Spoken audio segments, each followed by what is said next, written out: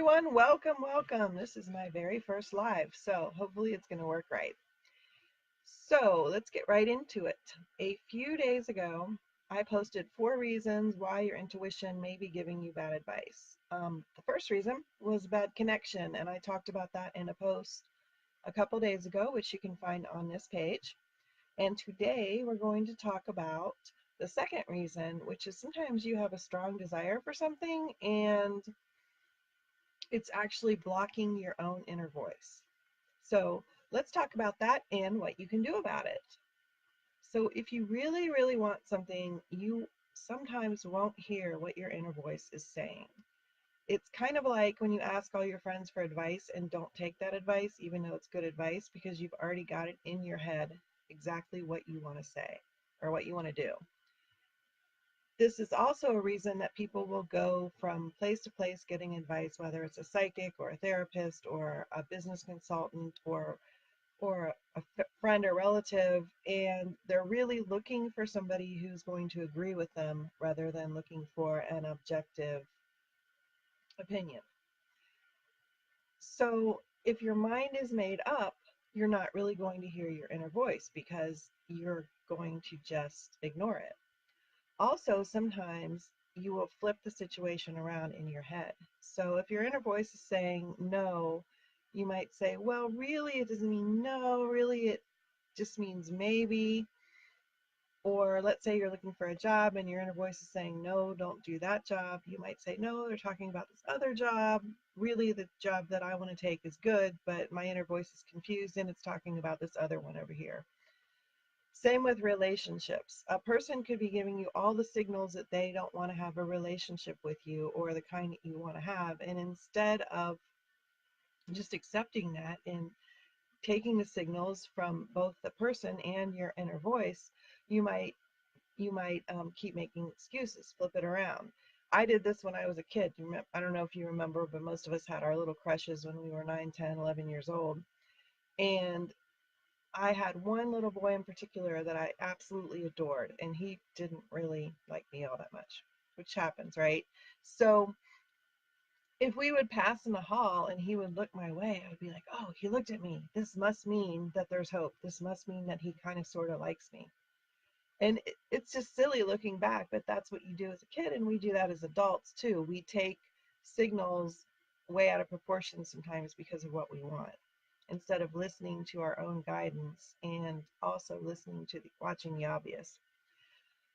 Another thing that we do sometimes is we will say, oh, that's not really my inner voice. That's really just my mother talking or my father talking and telling me no in my head, or that's my fear talking. It would be like standing on the edge of a bridge and wanting to jump, and your inner voice is screaming, no, no, don't jump. And you're like, oh, that's just my fear talking.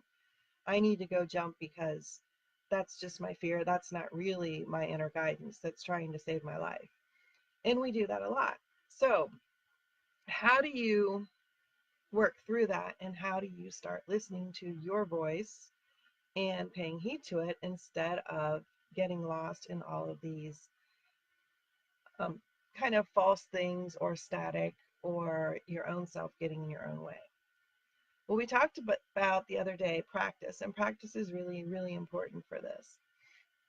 So, um, when you practice on smaller things that you're not emotionally charged with, it's easier to hear and to listen to your inner voice. So, you can ask, am I supposed to get the latte or the frappuccino? And you can say, oh, I'm going to get this one. And that's an easy way to listen to your inner voice without it being like a critical life thing.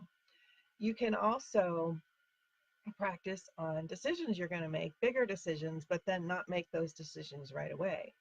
In other words, check in with your inner voice or your gut and then sit on it for a few days and see if you still feel that that's the best course of action.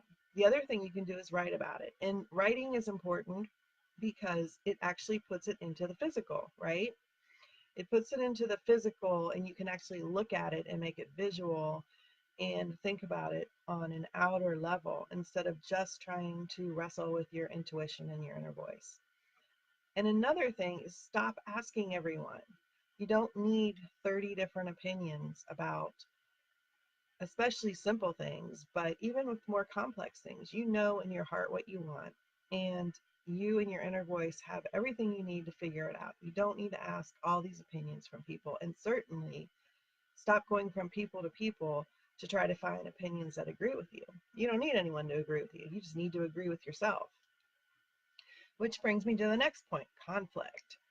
If you feel conflicted, like your heart is telling you yes, yes, yes, and your gut and your head is telling you no, no, no, then it means you're not clear yet and it's not time to make a decision. And truly, there are some things that don't ever need a decision, they just kind of work out over time. And so I would say if you're conflicted, then don't make the decision. Keep asking, keep having a dialogue, keep talking with your inner voice, keep writing things down and letting things come into focus on their own. And then eventually, and pretty quickly actually, you're going to know, like you'll really know, your heart and your head will get their act together, they will get in sync, and you will know what it is that you need to do, and your decision will become clear. And finally, know that no doesn't always mean no. So let's say that you are considering a couple different jobs and your inner voice is saying, no, no, no, not this one. It doesn't always mean no. It could just mean that there is more information that you need to get, or you need to work through some things, or you need to make sure some things are clear before you can get a yes. So that's something else to ask yourself. Is this really saying no? Don't take this job. Don't stay with this person. Don't do this. Don't do that. Or is it just a warning telling you that you have some things to work on and you have some things to work out? And that alone will help you gain clarity, because a lot of times our inner voice is saying not now because you're not ready yet, or not now because there's more information that you don't have, and so you really aren't in a place where you can make that decision. So that is it for this installment of why your intuition sometimes lies to you. We have two more coming, so look forward to those, and have a great day, everyone.